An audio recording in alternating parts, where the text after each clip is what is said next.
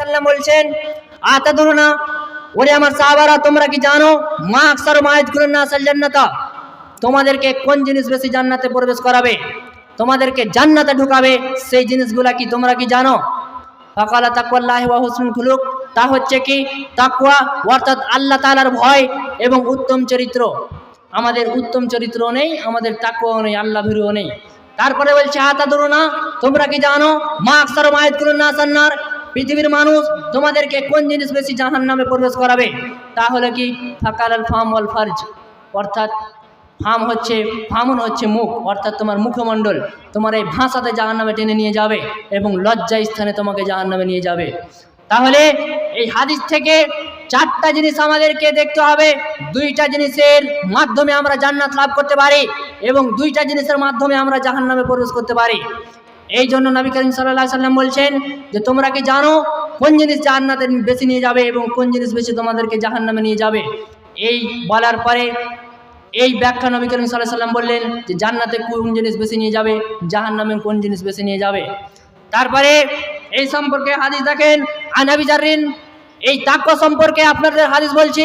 Abu jar Gifari রাদিয়াল্লাহু তাআলা আনহু বলেন, ক্বালা ক্বালা লি রাসূলুল্লাহ সাল্লাল্লাহু আলাইহি সাল্লাম, আবু জার গিফারি বলছে আল্লাহ নবী সাল্লাল্লাহু আলাইহি ওয়াসাল্লাম আমাকে উপদেশ দিচ্ছেন কি, ইত্তাকুল্লাহ হাইসুমা কুনতা ওয়া আতবি আস-সাইয়্যাতাল হাসানাতা তামহুহা।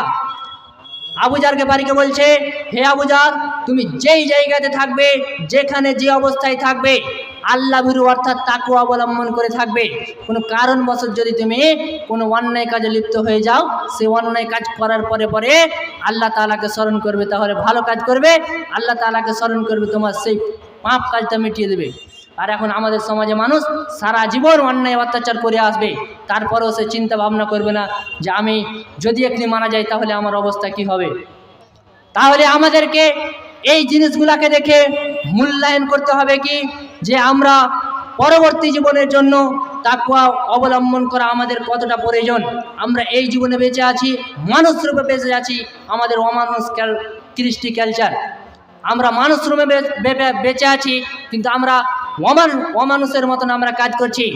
আল্লাহ তাআলা নিজেই বলছেন যে এই আমরা মানুষ আছি, কিন্তু মানুষও উলাইকা কাল আম, তারা চতুষ্পদ প্রাণীর মতো।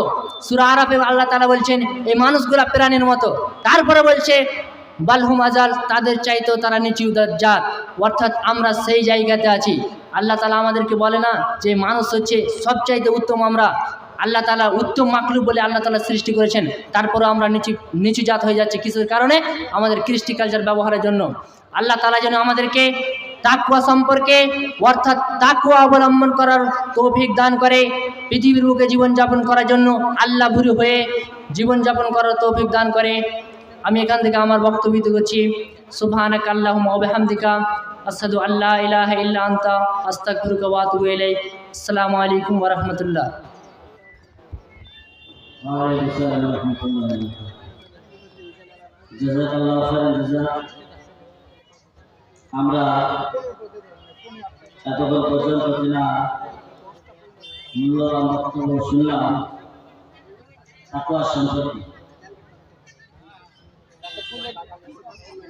আপনি বা আমি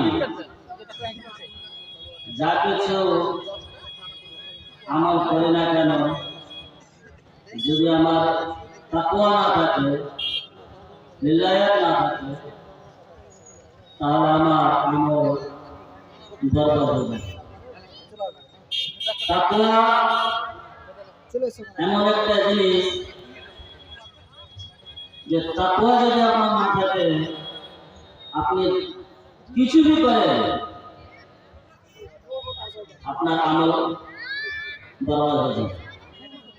তাই আমরা যেন লিল্লাহিয়াতের উপরে, তাকওয়ার উপরে যেন আমাদেরকে আমল করার তৌফিক দেন। আমি দেখে দেব শেখ জনাব মাওলানা মোহাম্মদ আলা, শেখ জনাব মোহাম্মদ আলা সাহেব বারগাম বানাত মাদ্রাসার শিক্ষক, তিনি আসবেন এবং সংক্ষিপ্ত সমাবেশে তিনি তিনার মূল্যবান বক্তব্য রাখবেন। আসসালামু আলাইকুম।